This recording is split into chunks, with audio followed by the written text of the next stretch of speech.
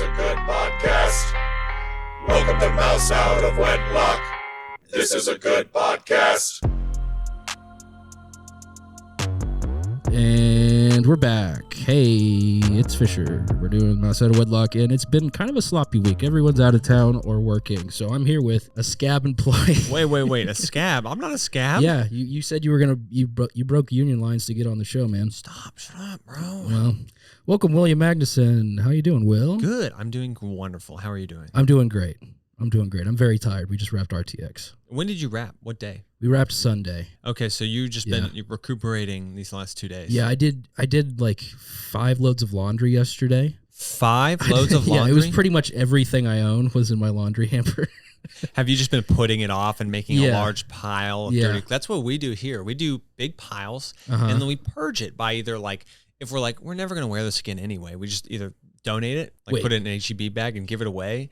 Or you give away your dirty laundry? No. Because you don't want to do it? Oh gosh, not true. Is that what you're saying? No, I wash it and dry it, but then okay, let me rephrase this. Right. It's not the washing that is hard. Washing clothes is easy. You put it in a bucket and it goes for a few hours. It's the putting it away that is for some reason this impenetrable wall. Yeah. Why is that the thing that all ADHDers have? Why is it that task that fucks with us so bad? I think it's the least rewarding part of the process. Mentally, you wash it and you watch this machine make noises and produce clean clothes. You open the dryer and it's all crisp and smells good and warm. Yeah. But then the minute you gotta it's I think sorting. You have clothes, a window, right? You have a 5-minute window where the laundry's still hot, where it's actually fun to fold it. In the winter, but if you miss that window, it's fucked. Yeah, exactly. Yeah. In the winter, that's the best time to if you time it right, you have your clothes be dry, and then you can put them on in the morning and they're warm. Oh, that's the best. Putting on a warm pair of socks straight out of the dryer. For me, it's like a warm T-shirt. On a cold day, because the house that we're recording in, my house, we're in Will's house, is built in the 20s. It was built in the 20s, so beneath the floorboards is just nothingness, and the floorboards are like a 1/4 inch thick. It's just these linoleum fake wood floors. Yeah. So the floors get ice cold, and the windows and the everything is you got single panes in here, man. Yeah, it's all just paper thin. I mean, for a while, and I moved in 2020, right? And then there was the snowstorm of 2021, right? Was that the first? That was the big ice storm that we lost power for 5 days or some shit. Right, in February. It was February. I lost water for a week. Exactly. Yeah. So we didn't lose electricity because we're on the same grid as a fire department. Yeah. But we lost water, and basically pipes burst under our. I made a big mistake. I was we got to be really careful with the water, and then I ran the dishwasher just kind of on autopilot. Damn. I just ran the dishwasher, and then my whole kitchen kind of flooded. That's cool. And yeah, it was awesome. And my landlord, thank God, is very responsive and will fix things quickly. Yeah. But for a long time, we just didn't even go under our sink because there's nothing. We don't store much stuff under there. Right, So I just didn't even check. And then fucking 3 months later, I'm like, what is this smell? And I open up and the hole underneath the sink is completely rotted. Like molded? Not, well, maybe, I'm sure there was It's mold. probably, you got black but mold it was down there, probably. it was just the wood had collapsed. You Shit. could see outside my house. Through the floor. Not through the floor, but through the wall, the wall. Oh, that's even worse. So I'm like, well, why is there? What is this light coming from? Oh my god! I could see. That's outside. Outside. Damn. So whether it's hot, right now, it's impossible to keep this place cool. It's not terrible in here, but we had them install mini splits. We have 3 mini splits in this house working overtime, and it's still high 70s in here. Yeah. So and it's gonna be that way till October probably. Right, and our AC kind of broke, I think, because AC broke. Yeah, so it still blows kind of cool air, a little bit cool. Yeah. But I go outside and there's that big, I don't even know what it's called, but the big fan thing outside in the box. I don't know what you call that. The fan box. The fan box. Yeah. And the fan box is just broken. It doesn't turn anymore. It doesn't spin. The fan doesn't spin. It just goes. That's a problem. It goes when it's trying to spin. That's good. So you should probably get somebody to look at that. I told my landlord, and they're like, "Just don't run it for now." And I was like, "Are you mean, fucking joking? It's 110 outside. Is that a joke? What the fuck are you talking about? I will die in here. My cats will die." Damn. So that was. But overall, I will say, we are very privileged to live in this house. It's 900 I square feet. like your house. Yeah, it's cool. And we pay we've paid the same rent since 2020. And they told us they're never going to raise it and they're never going to sell it until they said, we're not going to sell it till it's $1 million. which is probably January. Oh, I don't know, man. I don't January 2025. I don't pretend to know anything about the housing market. I don't really know what's going on either. All I know is like I'll probably never have a house. Same, yeah. Yeah. Literally, like I don't think like me and my partner Bailey are gonna have to that's a huge hurdle we're gonna have because it's like, okay, if you want to raise a family, you don't have to own a house, but like if you want to have a house, pretty much. Yeah, I mean, I don't want to leave. I'm 23, so I'm like haven't really put a huge amount of thought into like where I'm gonna live, like where I'm gonna settle. Yeah. But Bailey and I talk about moving somewhere where it's just like, okay, is the government trying to kill you, and is the weather trying to kill you? So you got like 4 states to pick from. I mean, like, I don't know. I haven't done a lot of research into Oregon, but like everyone's going to Oregon. I think a small town in that area. I do know the forest fires are bad, but like I said, I haven't put a lot of thought. I thought into about where Oregon. I thought about. I think West Coast is probably just what I'm gonna end up doing. Yeah. It's the weather's better and like they won't kill you for being trans. Right. It's the safest bet for most people. Yeah. Yeah. Could go to Europe, I guess. Well, that's another thing. We talk about potentially going to Europe if we can. I don't know anything. Like I said, I haven't done any research. Just follow Henry out there, go to Germany. Right. I'm like, although it's like, it's a double-sided coin because you're like, oh, America's so bad. You get out of America and then you go somewhere that's right next to Russia. everyone's got problems. I know like on this podcast, we shit on America a lot, but like, America's probably in the top half of like countries with rights and stuff. Mm-hmm. It's a low bar, right? Yeah. Hold on, I need to thought. I know, Let's think about that for a second. And I was like, what? I was like, holy shit. Yeah. Are we even in the top half anymore? You know what? I don't think it is. That fucking blows. Yeah, huh? it blows. That's fucking awful. This place is not doing it right. Yeah. Huh. Well, I haven't really thought about that before. We're probably in the bottom half. Oh, yeah. I mean, like the whole term, like developing nation, third world country, all that bullshit. Like, we say that as if we're above these other countries, but we're really not. No. We just have McDonald's. We just have like really good McDonald's infrastructure. Yeah. We got a lot of McDonald's here. Yeah. You get hash browns. Yeah. Anytime 24 hours. Anywhere. Yeah. It's like plugging into the internet. You just are in McDonald's at all times. The corn syrup flows in these lands. Corn syrup is a really interesting story. Okay. Okay. I don't want to like say this all as fact because I've read a little bit about this and I'm sure there's stuff I'll get wrong. But like in a nutshell, it was like there was this. You saw one TikTok is what you've just said. No, it was not a TikTok. You've seen one TikTok. No, I think it was an episode of The Daily. No, I'm just kidding. No, I don't. I've read some articles about it because someone mentioned it, but I'm pretty sure it started off because what was happening is like a lot of sugar was being imported from other countries, and it was basically like making it really hard for American farmers to make money off of it, right, or something like that. It wasn't like what someone did was it was a stimulus thing, kind of, is what you're saying. So this guy there was a gas crisis in the 70s, I think, or the late 60s or 70s. You know what I'm talking about? I believe you. There's always a gas crisis, but like there was one really bad one in like I want to say the early 70s or something. Okay.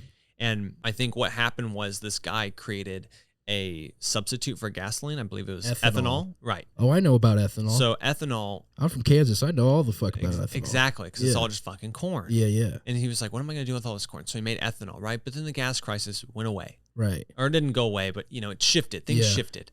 And ethanol became effectively like worthless to the average consumer. Ethanol was like hype for a long time. I remember that. Like really? They had it at like gas stations and stuff. Did people like you have to have an ethanol engine? Is that right? I think like normal engines could do it. Really? If I remember right. I mean, I don't think I ever put ethanol in my car, but like it was like more common than diesel even. Like most gas stations would have ethanol. I don't fucking know. This isn't a science podcast. Look this up, people, before you put ethanol in your car. Put water in your gas tank and sugar. I've heard that does cool things to your engine. Put a banana in the tailpipe. But what this guy does is because he has all this like corn, ethanol, like all this shit stocked up and no one's buying it, he realizes that you can, corn syrup had already been invented, but there was no like really major use for it. And he figured out that it could be a supplement or replacement for sugar. It's cheaper to like get corn syrup than sugar. That's why everything has corn syrup. That's why we're fat now. Exactly. And so what he did was he manufactured some kind of political event where they were like, we need to protect American farmers from these foreign governments importing their sugar, right? And so it became like an America First kind of thing. Where it's like, we need to protect our farmers, right? So they put a huge tariff on imported sugar so people would buy from American sugar farmers, and the price went fucking exponentially through the roof. So people were like, what the hell? Sugar's so expensive now. And he's like, well, I have this corn syrup and it's soluble, or it's like, I'm not sure what the term is, but it's like liquid based. So you can put it in anything. Yeah. It's so funny that he went directly from use this to power your car to put it in your mouth. Put it in your belly. Yeah. Eat it all the time. In every meal. That's pretty cool. I love lobbyists in America. So like anything I ever learn about anything, like it's like, look at this good wonderful invention, or like look at this political event, or whatever this, I'm always like, I don't really know the full story. All I know is what I'm being told. Yeah, for sure. You can figure some stuff out. Like on TikTok. TikTok will lead you to the truth. Are you on TikTok at all? I'm not on. I'm on Instagram Reels. So like the grandpa. So you're like TikTok 3 weeks from now. Kids are listening to that song. Yeah, that song's in all the reels. You get the Grimace Shake challenge yet? Is that showing up? That's actually. I had that last week. Was my because that happened about a month ago. Oh really? Oh wow. Yeah. So I just got that. You're kind of behind. Oh damn. Yeah. That's why I don't work in marketing. Yeah. Well, you'd have to get on TikTok if you did that. You know what I like about I don't know if I like to spend Instagram, but I think what's so comforting is it just already knows me, and TikTok. That's deeply disturbing. But it's deeply disturbing. But it's the reality. Mark Zuckerberg's like, oh, hi, William. I know you like these pictures of motorcycles from the 60s. Do you want to look at them? And then my lizard? Yeah. So, you know. You going to go in on Threads? I did just listen to an episode of The Daily literally an hour ago. Oh, my God. You're such a lib. I know. You're such a fucking lib. And they talked about Threads and how it was really interesting that people, you know, the image of Mark Zuckerberg has been pretty negative. Like, well, yeah, for a he's long a time. demon. Right. He's a lizard person. Yeah. Like, metaphorically or whatever. No, actually, he's actually a demon. Okay, someone might listen to this. Okay, you gotta stop. Listen, man, we've done so much stuff that would get us in trouble if people listen to this show. Luckily, no one does. We did a full hour of mocking dead billionaires. I mean, that's I remember. No, that's the shit. We did that too when it happened live. Yeah, we got 4 improvisers to pretend that we were dying in a submarine for an hour. Well, I'm pretty sure it was just an instant, but you know. Yeah, well, we played it out a little bit longer. But I heard that basically there's maybe a few reasons that they're doing this. One, they smell blood in the water. Yeah, Twitter's fucking dying. Twitter's dying, and this is a way to step in and swoop in and take it, right? Or take their own version of it. The thing is, I just don't want those 2 people to be in charge. Right. I don't like Jack Dorsey either. But at least he's not Well, isn't Elon? Who's Jack Dorsey? He's the old Twitter CEO. But isn't Elon Musk? Elon Musk owns Twitter right now. Jack Dorsey's starting Blue Sky, which is another competitor. Oh my God. To Twitter. That's invite only currently. Oh wow, good for them. I think that it seems to me that it's another public relations thing. It's a PR stunt almost, because now if you're looking at Elon Musk and Twitter as this dying villain, what does Mark Zuckerberg look like in comparison to him? To people who don't really think about it too much. A man who's desperate because his bid at VR failed. Well, yes. I think yes. But also I think that people are the average Twitter user is people are Mark Zuckerberg. The idea is that Threads, the marketed idea of it is that it's friendly and about good vibes. And is it really? That's what they're. That's interesting. It's not a reality. It's not going to work. It's not a reality. Yeah, because Twitter is about being the nastiest thing you can possibly be at all times. I think you're right. Yeah, that's why I love it. That's why it's all messy, because it's they're trying to position themselves as a friendly, rather than pushing political content, they'll push you to look at dogs, so they push dogs, stuff like that. I don't think that this is not a reality. This is more this is what they're positioning themselves as. Sure. And like I said, I don't know much about anything. No, that's interesting. I mean, I don't know. When you say the average Twitter user, who is that in your mind? I don't know, dude. I have no idea. Because Twitter's actually kind of small compared to other social medias. Oh, really? Yeah. I mean, it's only I don't know the metrics, but it's way smaller than Facebook and Instagram and all of those. I mean, that makes sense. I think to me, it's a lot of young people or people who are in tune with the zeitgeist are on Twitter. Yeah. Because it seems that's where all the hot takes, all the new information breaks real quickly. Yeah. And then Instagram and Facebook are always kind of this slow moving machine that eventually catches the whole fold of everyone. Yeah. I don't really know who the average Twitter user is, because there's a lot of political people on there, but also it's like half of it is just shit posters, which is cool. Like, I like that about the platform. I like that you kind of just can post anything on it. Like, I don't think it works now currently with how the algorithm's based, because it's all just Twitter blue goes to the top of everyone's feed. But like back in the day, that was what was cool about Twitter, is like you could post anything and like maybe somebody would see it and it'd blow up. Well, how do you feel about like Elon Musk's tactic about Twitter, which is forget about the blue mark or bullshit or whatever. Like anything goes, Wild West. Well, it just doesn't fucking work. Like the concept of Wild West is interesting theoretically, but what it always devolves into is like just Nazism. It's the same thing with like being a libertarian. It's like, no, you're just a fascist. Right. You just want to have the power to like hurt other people and not have consequences. Quite literally. So the whole like thing of like the only thing you can't tolerate is intolerance is kind of like that needs to be the ethos of a platform if they want to go that way. But like, I don't think Elon knows what the fuck he's doing. I think he's just a moron with a lot of money. I mean, it seems to me like from what I've heard from people, rumors basically have made it to me from like, not from people I know specifically, but just like have trickled down, I suppose, to where I hear that like Elon Musk is like basically some rich kid who benefited off of apartheid in South Africa. And then he bought PayPal and claimed he invented it. Right. And then he bought Tesla and claimed he invented it. And then he bought SpaceX and claimed he invented it. So that's like, okay, I'll give you a parable. I don't know if that's the right term. But tell me a parable, Will. Maybe a parallel is what I should say. Yeah, I don't know fucking shit. I bought my first motorcycle in 2019. Okay. And I had basically done a TV show where I did a piece of shit acting job, but I got paid a lot. Scam? Yeah. Do you need me to cut the name of it? No, you don't. Okay, good. No, I don't care. But cool. No, I mean, I didn't say anything about the show. I just said something about my acting. Right. So no comment. I'll say something about the show. You're free to say whatever you want about the show. I didn't watch it. That's what I'll say. What the fuck? Okay. Anyways, so I had some cash. Yeah. Right. More cash than I had ever had, and it's all gone now, by the way. Right. And it wasn't much in the grand scheme of things, but for me, who I worked in the restaurant industry, until like 2020, it was just like ungodly. Yep. So, anyways, I bought this motorcycle. I don't know anything about motorcycles. Right. I know, other than how to ride them, I know nothing. Okay. Like very little. Right. And then what I did was I sold that motorcycle for a profit and bought a cooler motorcycle. Right. And then I didn't know anything about that one. Yeah. And I rode it. And then I started to like, just kind of like the maintenance and upkeep of that was just not fun. So I sold that for a profit. I got a motorcycle for my grandfather sold me a motorcycle. Yeah. Or he didn't sell me a motorcycle. Wait, are you Elon Musk in this parallel? Yeah, I'm not giving myself credit here. I'm saying like it's easy to just take something that's already cool, and then remarket it and sell it as something better. Absolutely, yeah. Like it feels to me that's what he's done. Well, I think, especially early in his career, for some reason he had tricked everybody into believing like he was a genius and also like very progressive.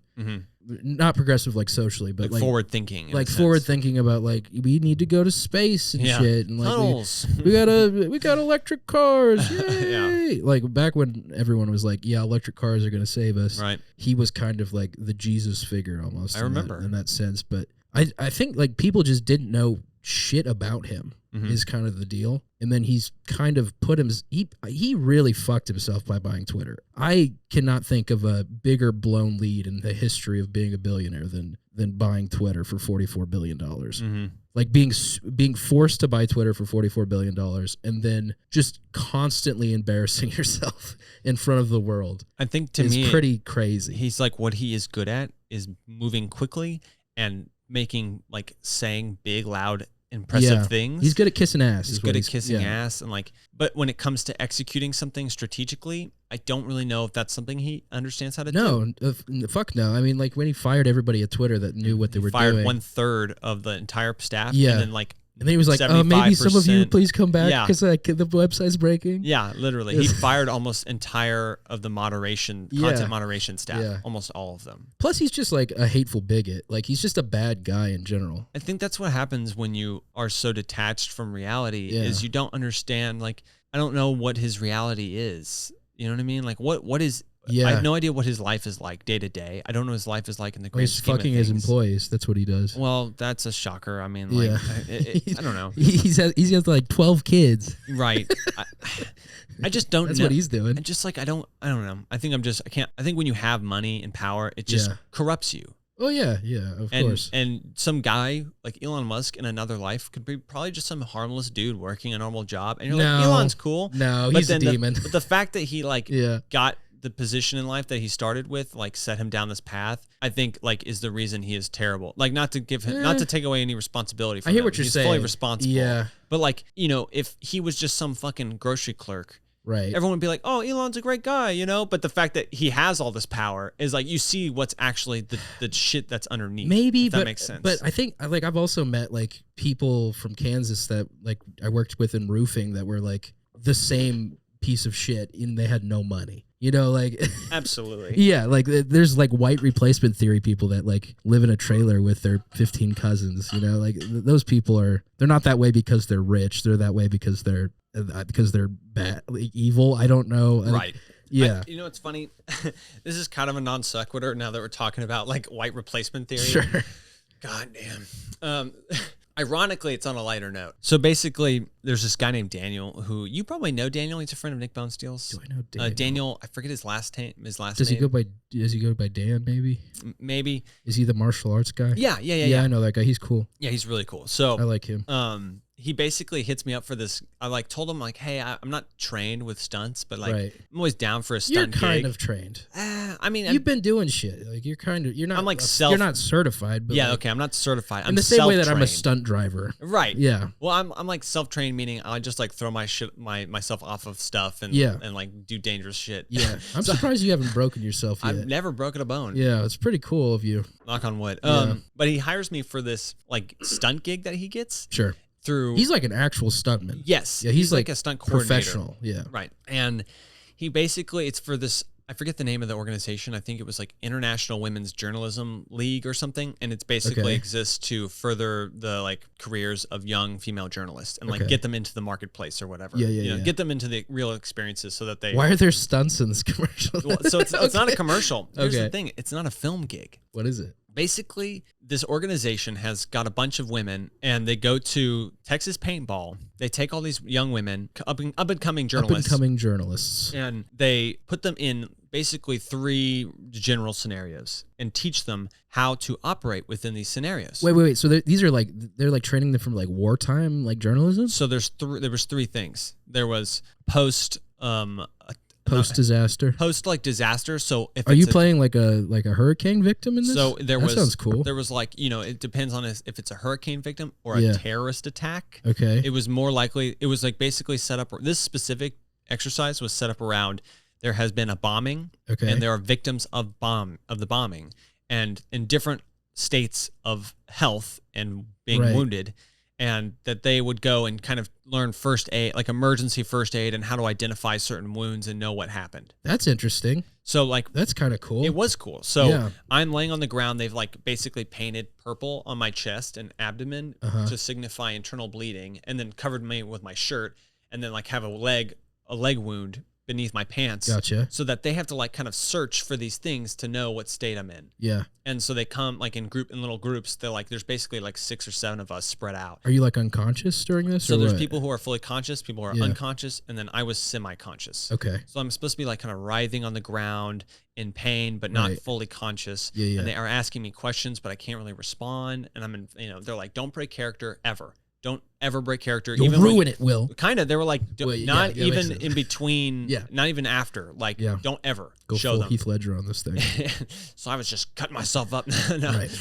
So basically, that one was kind of standard. And I'm like, I'm not breaking character at all. But this girl, like, they end the exercise, and I'm still playing dead. And they're all just like standing around awkwardly. There was no one like kind of leading this exercise because there was multiple things happening. So like the leaders are off somewhere else, and they're all like, okay, we're done now. So they're all standing, and I'm just like on the ground. That's so funny. And one of the girls goes, we're done. And I was just like, I'm an actor. Let me act. Yeah, I was like, I'm an actor. Let me do my thing. It's like, I don't think I'm supposed to. I'm doing something. Stop, please. I'm doing something. Wait, I'm doing something. Yeah. And then eventually she goes, how much you making? Oh, shit. And I was like, 250. That's so fucking funny. And I was like, God damn it, I broke character. That's so fucking funny. So the second scenario is a little bit more intense. Okay. And that more is, intense than a terrorist attack? Yeah, in a sense of this extra interaction. Okay, sure. So now that's like, okay, we're doing protests and like kind of violent protests. Cool. So that itself was like, there was normal protests. So like they're interviewing people and then who are like protesting an oil pipeline. And then me and like 10 other people are basically tasked to be like Proud Boy protesters. For the sake of this exercise, we are Proud Boy protesters who are protesting the protesters. You're counter protesters. Thank you. Counter protesters. Yeah. So, and like our characters were that we are like right-wing Republicans. Okay. And so they give us I bet like, you leaned into that pretty hard. Dude, no.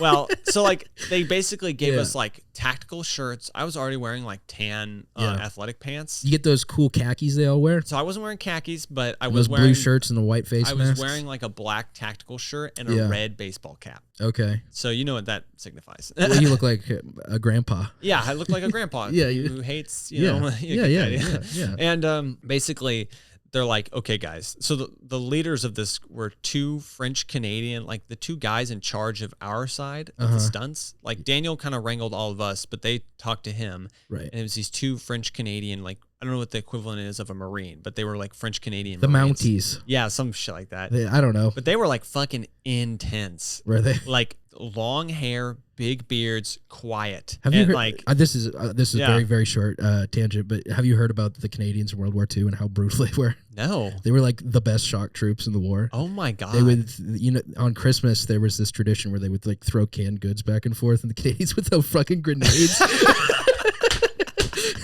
They would shoot somebody, wait for their buddies to come try to drag them out, and then shoot everyone. Oh my God! The Canadians are kind of badass in war. That's terrifying. No, they're pretty cool when they're fighting the Nazis. I like Canada. That's good. Yeah, we like Canada. Trudeau's got some past that Yeah, that's That was in 2001 when he put blackface on. That was pretty late. That was in 2001. That was pretty late in the game. Jesus Christ! Was it 2001? I can't remember. Hold on. I should probably know that. Continue your story. Well, anyways, they're like French Canadians, and they're like, they have a very thick accent, which I'm gonna maybe butcher it, but they were like, okay, guys, don't be a fucking dumbass. Don't say it, like, don't take it too far. Like, they wanted us to say it like, don't say the N-word, okay? Yeah, literally, they were like, do not say the N-word. And there was one white guy in the group who was like a little too excited to be doing this. He was like, oh, dude, I'm gonna be just like this right-wing guy because he's fucking crazy. He's so fucked up, but he's, I watch all of his videos and he's so fucked up. Was he like Gavin McGinnis? Like, was it Gavin McGinnis? Probably. I don't remember. Maybe it sounds familiar, but like, he was. Yeah, it was 2001. He was Jesus Christ. That's a bit. Yeah, it's fucking no matter That's what. Pretty late in the game. Yeah, that's pretty late in the game. And so we're going around like to all these like, and our goal was to like basically get up in the protest or in the journalist's face and threaten them. Okay. And like scream at them and shit. So like we're instructed to say very specific things. We go say like, you're liars. Why are you lying? Like hashtag fake tell news the truth. Media. Fake news media was a big one. So like all those like kind of generic slogans that we were using those. Okay. And it was kind of intense. Like we got into shoving matches and stuff, and like it got really intense. But like no one got hurt, obviously. But it was like it's specifically supposed to get like their adrenaline up and get them how to get out of for sure and watch out for each other and watch their six and shit like that. So that was interesting. That's super cool. And like we're doing this one really intense one where we're in a line and we're yelling at the journalists as they're leaving a like staged event. Okay. And we're going, you will not replace us. You will not replace. And the girl, it's super intense. And then there's like maybe 15 journalists off to the side, right, who are not part of the exercise but watching. And they're all filming on their phones. Oh, and no. So there's footage of you and footage of me, 6 other white dudes yelling, you will not replace and Daniel. And Daniel's there too. That's so funny. And I'm like doing that meme of like the puppet thing, looking side-eyed at the camera like, oh shit. I'm like, this is not good. You're not going to be running for political office. I'm sorry, Will. No, I don't believe in that. It's not going to work out for you. So like, I was just like, well, these journalists are recording like 15 iPhones from different angles have gotten me saying this. This is great. Do you have that footage? Fuck no. You should post it. I will not. I think that'd be really funny. I think that would be. If you posted it. Hey guys, so for the busboy, we're obviously it's fucked up, but that just the whole like why you were doing it was so noble. Right. That's why it would be. That's why it'd be funny to post it. Is because it looks terrible, but you were doing a really cool, good thing. That's so fucking funny. So the kicker is like, I'm just shooting the shit with these two French Canadian guys. Yeah. I'm just like trying to I'm like, okay, so what, like, you serve, man? He was like, yes, in Afghanistan. And I was like, oh, wow, that's crazy, man. He's like, I was like, I don't know what to say. I was just like, I almost said like, what'd you do? And then I was like, I don't want to know. I was just like, I backed off pretty quick because I could tell. But there was that other guy who was a little too excited about the like right wing. Yeah. He was like, yeah, man, like, did you do combat shit? Oh, God. Like he just went out and asked that. One of those like war perverts. Yeah, I don't know. But the French Canadian guy's like kind of like looks at the ground, chuckles and shakes his head. And he's like, I was just so mad. I was the third man? Yeah. And he's like, what does that mean? He goes, the first man when raiding a house. Oh, yeah. When the first man stack up. Yeah. The first man, he gets blown up. Okay. The second man helps the first man. The third man kills everyone inside. And I was like, and oh, wow. Okay. Holy shit. Badass. Unfortunately, they were killing civilians probably, so, right. It's not that noble. Well, I was just like barrel striking some 12-year-old kid. I felt bad for him. I didn't feel like, whoa, that's cool. I was like, I pity your soul for just like having that experience. And I pity the people on the other end of that who maybe were, I mean, it's a whole. Yeah. I want to do like I've actually started working on this. I want to do like a mini documentary, or more. It's more maybe of like a YouTube like video essay style video about like how American military propaganda has changed in the last 20 years. Starting with the opening shot of it would be the no Russian scene from Call of Duty. Modern Warfare 2. Gosh, yeah. And just kind of follow along that line of like a lot of these people that go do these horrible things in other countries, like they're kind of the victim as well. Because they got lied to about what they were going to go do. Well, also, you're not a private citizen anymore, so you have no right to say no to that. Yeah, chain of command and all that bullshit. I don't know, man. It's just I need to think about it more before I like start putting the video together. But my acting teacher, like, she just likes to talk a lot about like she'll tell stories to people to get them in the zone of what she's trying to. For example, there's a guy doing a scene from a war. Like a war play. Yeah. And he's just not getting how intense it is and like how the feeling. And she tells him a story about a former student that she used to have where he was a military, and his dad was career military. His dad had never seen battle, but he was in Afghanistan. The son had, but not the dad. Yeah. Right. And he's driving a tank and he comes up upon some civilians and his superior officer orders him to run them over. Oh shit. And he has no choice but to run them over. Damn. He comes back to the States, is absolutely fucked in the head. Yeah. And his dad doesn't let him go to therapy because men don't cry. Yep. And like, and his dad's not coming from a place of authority either, which is ironic. He hasn't experienced war, so he doesn't know. Right. And this kid took an acting class so he could at least like learn how to feel something, learn how to express like he took it as therapy, and she was like, you need to go to therapy. Yeah. And kicked him out of the class. I mean, that's probably smart. So, like, tell me more about your mini doc, because that is something that is a really interesting thing that people don't really talk about. Yeah, I think it's so interesting how we've kind of like gamified war in America. I mean, Call of Duty is not like the only reason, but just kind of like the move. It's like a symptom of it. Yeah.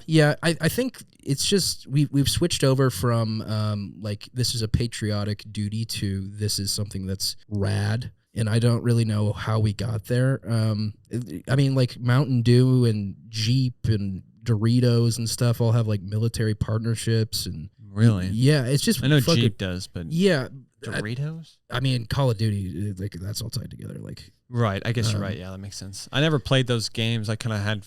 all my friends did, so I witnessed that from the sidelines. Yeah, and it's not one of those things where like I'm blaming like video games for causing of course, playing Call of Duty does not make you a violent person, but it does open you up to the idea of going overseas and killing bad people. And that's like, it gives you like this boogeyman of like, we are the shield that protects the world and we have to go stop everything and we have to intervene and we're the good guys. I think it's more than anything, it's the politics of like, we are good, they are bad. That's kind of been drilled into us. And I don't... Tribalism. Yeah, it's so fucking wild. Like, I mean, I don't know. Like, the world's always kind of been fucked like that with tribalistic stuff. But it feels much worse now. Maybe just because we're more interconnected, but... Yeah, to me, it's like, I think humanity hasn't, like, in the terms of, like, recorded human history, like, humans have not really changed, just our technology has changed. Yeah, I mean, just like the last 20 years has made it I mean, even just like the like killing people with drones, that didn't exist 30 years ago. Nope. And now it's primarily how we kill people. I mean, it's almost like the jump from the sword to the gun, you know? It immediately upped the casualty count. It changed the perspective too, because I mean, I don't want to kill anybody, but if you kill someone with a sword, you got to make that decision. You got to go do it. Right. If you shoot someone with a gun, that takes 2 seconds, and you can be far away from it, and you don't have to go see what you just did. Yeah, I know. And now it's a drone, and you're sitting in America, and you drop a bomb on a wedding in Iraq, and you kill 50 people, and then you go home and you hit McDonald's on the way there. You know, like just the depersonalization of like violence, I think, has been something that's really gotten away from us. And that's why I want to start the video with the no Russian scene, because that scene is like, you're just mowing down an airport full of civilians. Right. And it doesn't tell you don't have to shoot. Right. But everyone does. Everyone does. Everyone does. It's like does. Grand Theft Auto with like, you can run over people, but no one's making you. No one's making you do it. Which that's what's so interesting to me, is like, if it was more of like an art piece of like experimental, like you interact with this, how you interact with this, and then you take away what you interacted with it. But it's not that. It switched from the beginning of Call of Duty, which was more like grounded in history and like historical battles, and like even had like quotes from heroes of that time about like how terrible war is and like how awful everything is. We've kind of shifted to now it's really fun and cool. Well, it seems to me like humans are loving taking the burden. They're like, the burden of war is costly on your soul. But you also like, kind of like Jack Nicholson in A Few Good Men, where he's like, yeah, war's fucked, but I fucking love it. Like, you know what I mean? Like, war is terrible, but you need me to do these fucked up things. Yeah. It's just, I don't know. I need to like dive into it deeper before I have a full opinion, but you should definitely do some research. I would totally watch that. I would be super interested to know about how soldiers feel about what they're doing. Yeah. How people see war from a perspective outside of it and inside of it, and like the dichotomy between those two. Yeah. I mean, I grew up next to a military base, and I Kansas?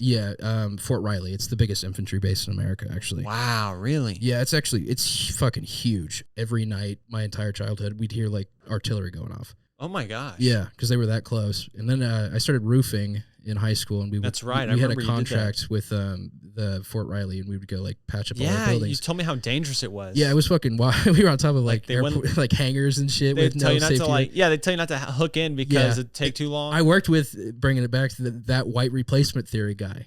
No way. Yeah. Really? He got a DUI that summer, and I had to drive him fucking around the entire summer. Oh my God. I think I was like 16 years old driving this dumbass white supremacist around. That's fucking awful. Fixing roofs. Yeah, that was an awful job. I would not want to go back to that. But no, yeah, we worked on the military base all the time and like interacted with a lot of the people there. And I don't, like, my grandpa was a Marine, and like I would say like through middle school even, like I just didn't really have an opinion about the military.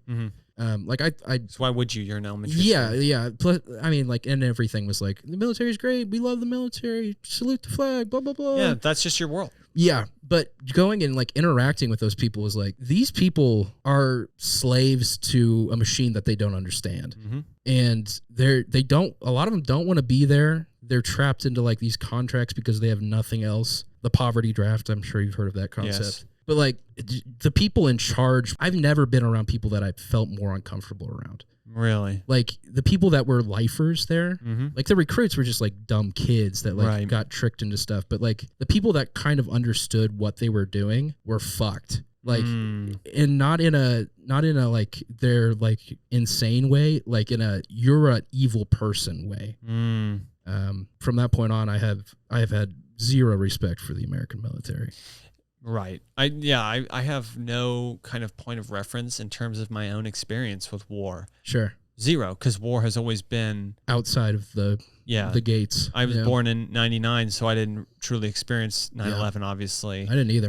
I've said this before on the podcast, but my parents just didn't tell me about 9/11. What? Until I went to public school. How old were you when 9/11 happened? I was 4.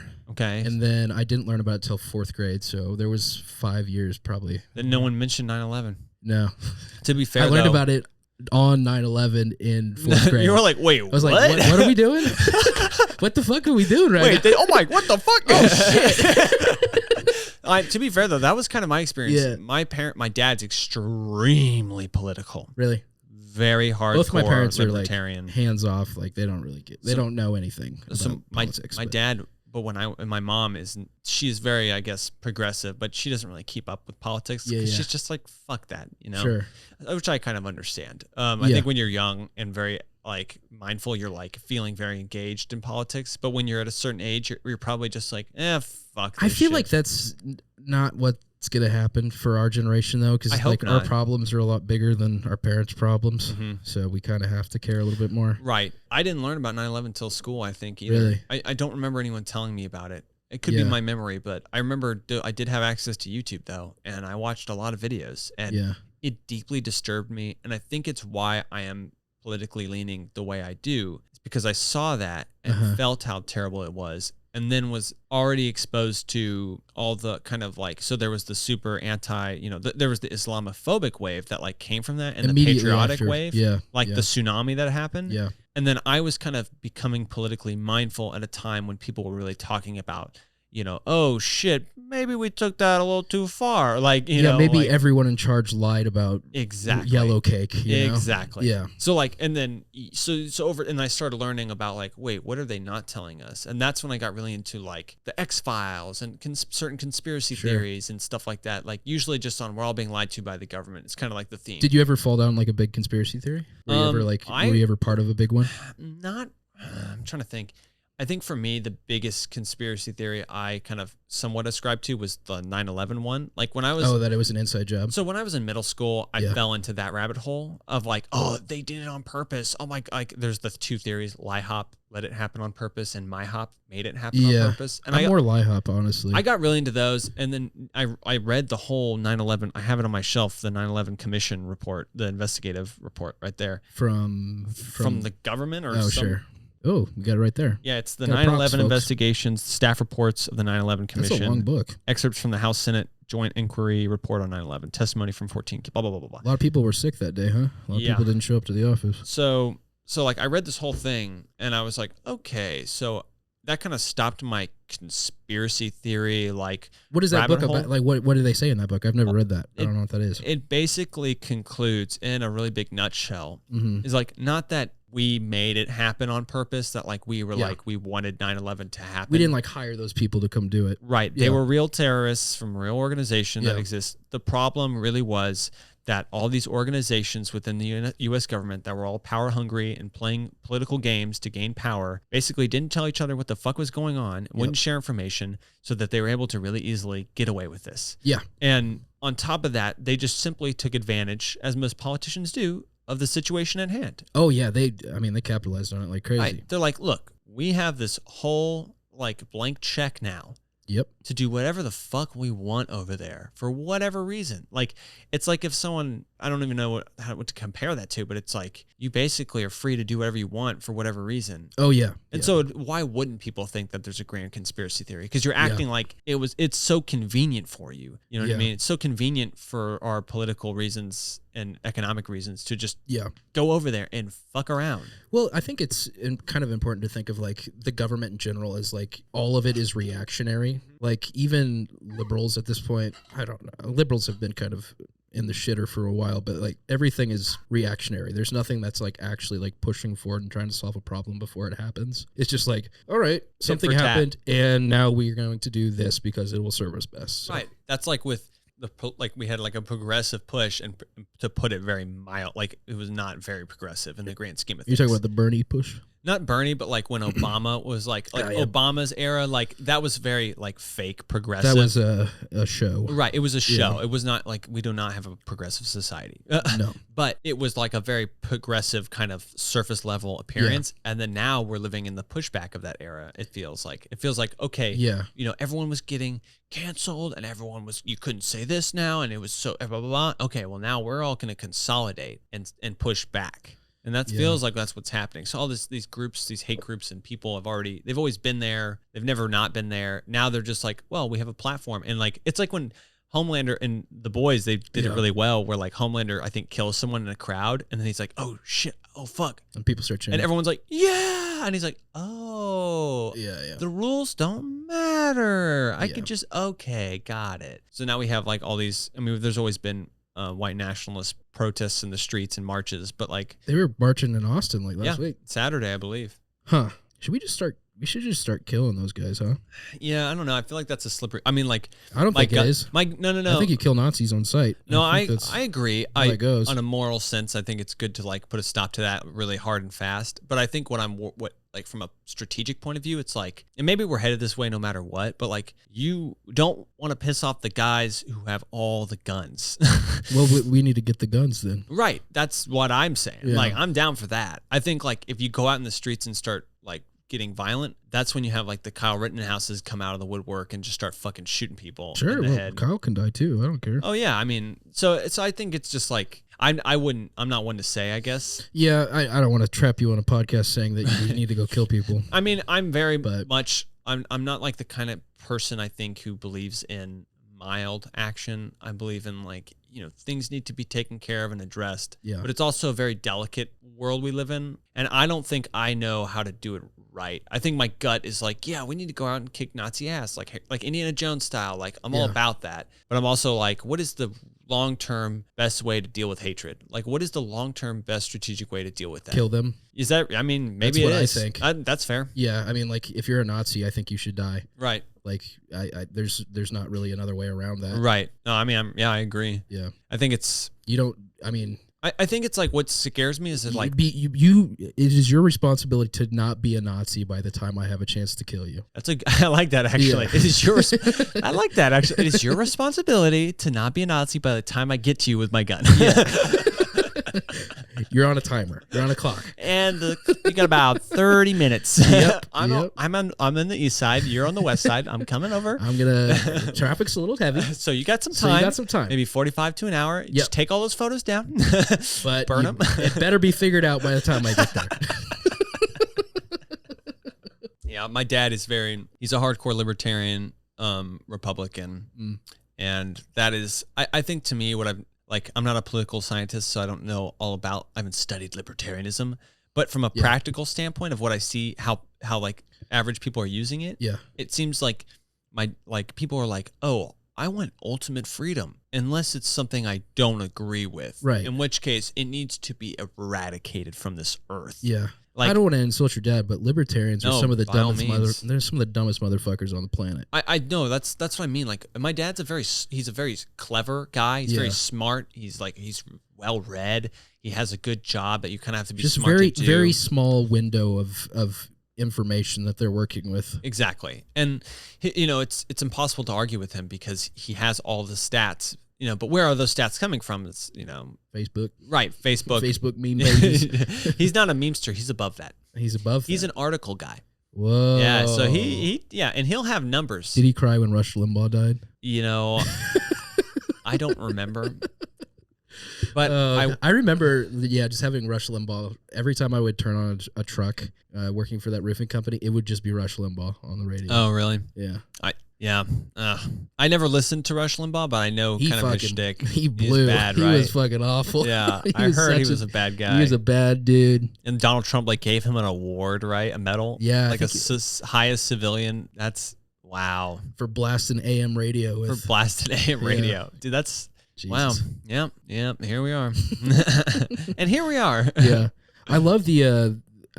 Love is not what I mean when I say that, but I know the Twitter libertarian is some of the funniest people on the planet. What do they say? They just constantly step in their own shit. Oh yeah, they're just constantly making absolute fools of themselves. It's pretty good. Yeah, I would call Elon libertarian. Yeah. Oh yeah, I think he is. He's definitely a libertarian. It seems to me like they all just want to have their cake and eat it too. Yeah. They want to be ultimate freedom, but they don't I think the biggest thing was I think there's these two drag queens. There's Trixie and Katya. Trixie Mattel and Katya. I don't know Katya's last name. Katya, I don't know their last name, but what's their show? Have you ever seen their show? I've seen clips of it. I haven't watched a full episode. You should watch that show. It is hilarious. They're funny. They're fucking sharp as a tack. Yeah. But anyways, I saw some, Bailey showed me a video of one of them talking on a red carpet event, and they're like, okay, like show me the stats of drag queens that are assaulting children. Yeah. 0. Literally show me 0. this. Show me the church. Yeah. Show me the stats of the church assaulting children. Show me the stats of the United States Congress, please. Right. Show me the stats of like politicians, cops, the church, the Catholic church, like all those, like those are the people that are preying on us. Yeah. Not like busty drag queens in a bar. Like not the constantly impoverished and disenfranchised trans people of America. Exactly. Yeah. So I just thought that was very well said and to the point. And I don't remember what Trixie said, but she was like, I just want to get fucking drunk and dance, and you guys are trying to kill me. Yeah. Like, I'm reading a book to a child, and you're saying I'm like trying to indoctrinate them. Yeah. But let's talk about indoctrination for a second. Let's talk about bringing your kid to church every Sunday for the first 15 years of their life. I was. And luckily, like, as far, I would not take my child to church at all. I would not raise them Christian. Yeah. But I will say, I will give the church I went to a little bit of grace, and it was pretty much their entire vibe for the whole time I was there was like, hey, Jesus was like, just be cool. So, and I was like, okay, I can kind of get behind this. I was like, I don't agree with Christianity as like, what kind of a church was it? I believe it was Presbyterian. It was St. John's. I don't know shit about Presbyterians. I don't know either. I just remember they had donuts and they were like, be nice. It was like donuts and be nice. And I was like, okay, that's cool. I could get down with that. And I didn't go to like the Sunday school. I went to like, but what happened was like, okay, so my parents got separated and so my mom stopped taking me to church. She's kind of Christian, but she's more like, she's told me, she's like, I don't know anything for certain. I just like, How could you? Exactly. So she's like, I'm not writing Christianity off, but I'm not saying it as fact either. And I was like, okay, you're halfway there. Yeah. And then my dad is, so there's a church called Gateway Church. You heard of them? That sounds familiar for some reason. I don't know why. They're like on the smaller scale of mega churches, essentially. Okay. They're like in that realm, but not necessarily that big. Okay. They like usually are like operating out of a large high school or some kind of auditorium, like a small stadium kind of situation. Oh, damn. And very, very small scale comparatively. Jump in, Bailey. Yeah, you want to get on mic? Okay. But so he started taking me to this church called Gateway. Uh-huh. And they also had donuts, which was nice. And they were also all about positive vibes, which was nice. Donuts and good vibes. That's what Jesus is all about. But it felt, that's what it says in the Bible. It felt very much like a indoctrination, like kind of vibe where like, they were all, very nice and all, but they had like the Christian rock band and it was all like about serving God. Mm-hmm. And I was like, serving God. Like my church was evangelical. So they're okay. So you have, crazy. I got a different set of problems. You got a different, yeah. Yeah. I was like, I have to go to church. And you're like, oh God. I was in the trenches. Shit are they going to pour down my throat today? Yeah. There was a huge split actually when I was in like 7th grade. Like half the church left because they believed evolution wasn't a thing. Sorry, evolution was that? It's a fake thing that scientists came up to make us not believe in God. Oh, I thought Elon Musk invented evolution. No, he bought it. Oh, that's right. That's good. That's good. Yeah, no. That's your soundbite right there. Remember, it's at 5603. Hell yeah. We'll clip that out. That'll be for the socials. No, yeah, it was fucked. I'm glad to not be. Yeah. I mean, there's a lot of nice people there, but like, there's not a lot of, if you go to the Klan rally, there's probably a lot of nice people there, On both sides. Yeah. Good people on both sides. Good people on both sides. I remember watching that like press conference of Donald Trump, like, and him saying they were good people. I remember that moment. Stand back and stand behind. I was just like, are you? Stand down. He said stand back and stand down and stand by. I don't remember what he said. I think he said stand back, stand by. I think he said stand back, stand by. Stand by is crazy. And I was like, stand by. Wait. What the fuck you mean stand by? It's not like a TV station. Hold on. What you talking about? I was like, wait, stand by for what? Like, yeah. That was a terrifying. The storm. Stand by for the storm. Yeah. We were working with this guy. You already know who it is, but don't say their name. And why not? Fuck that dude. No, I don't want to. I just don't want to. On the off chance that they're like, oh, I like William, I'm going to listen to this. Oh, sure. So they were like, you know who you are. Fuck you.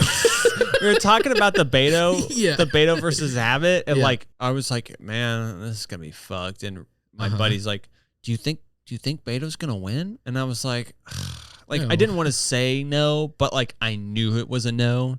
I was like, I just don't want to be the guy who's like, Santa's not real. Like, you know what I mean? Like, oh my God, if I had just believed, like. You telling me the Irish guy who has no morals and changed his name to Beethoven to try to win votes didn't win? Right. That's crazy.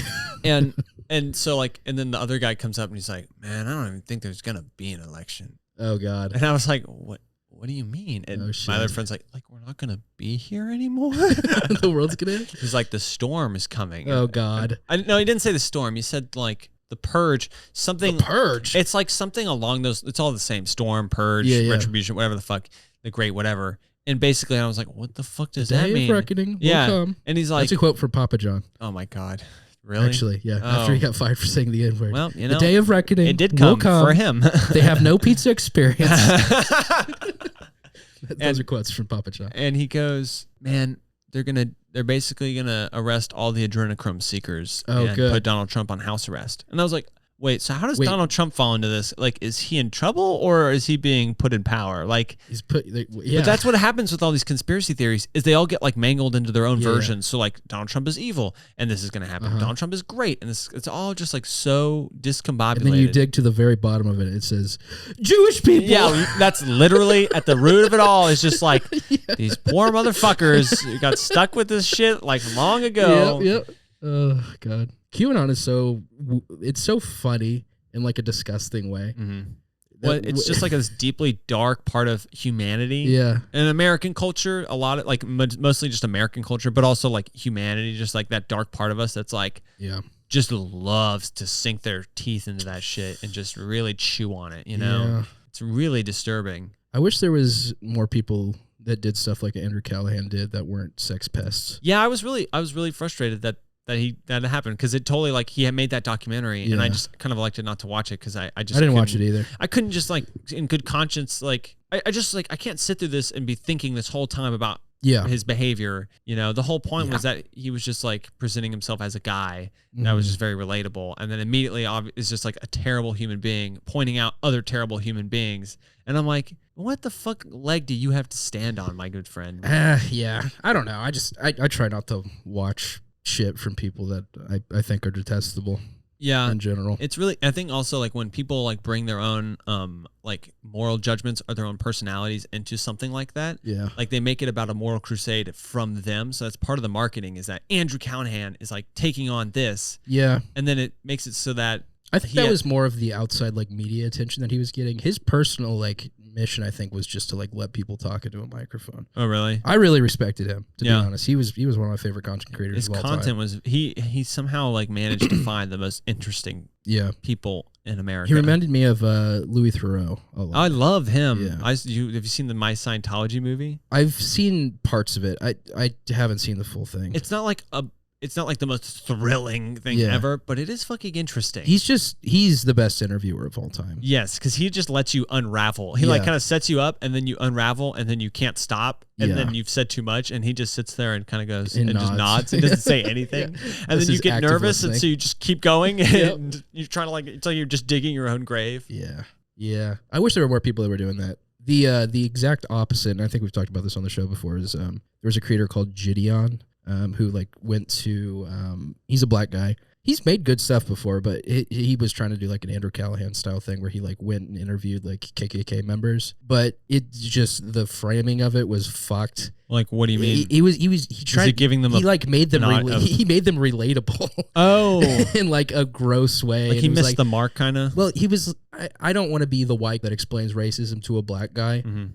But he just doesn't. He didn't have a concept of like what racism entails. You see the guy who collected their outfits? No, I don't know who that is. Okay, never mind. His like statement at the end of it, kind of like wrap up what all his video was about, was like, they didn't call me the N-word to my face. They're not racist. Wait, really? That was his hot take. That's not how that works, man.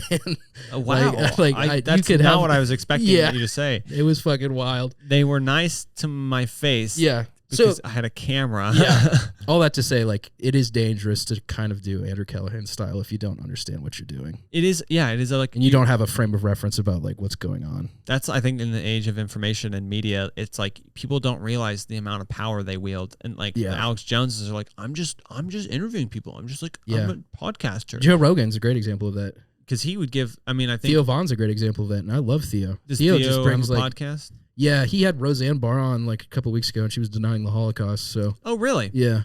Oh, that's incredible! Wow. Yeah. And he didn't really give any pushback because that's not what he does. Because he just lets you talk. He just lets you talk, which is like you got to be responsible for what you put out, though. Like it's fucking and that's ironic because all these people who are like personal responsibility are like not willing at all to take any personal responsibility. No, it's the same thing with Joe Rogan when he brought on all those like COVID and misinformation people. Right. Yeah. You know? It's yeah. So that's why I don't ever like. I think my biggest disclaimer here is like I don't know anything, and no one should really take much stock in what I say. See, we've decided to go down the Cumtown route of just being like terrible morons.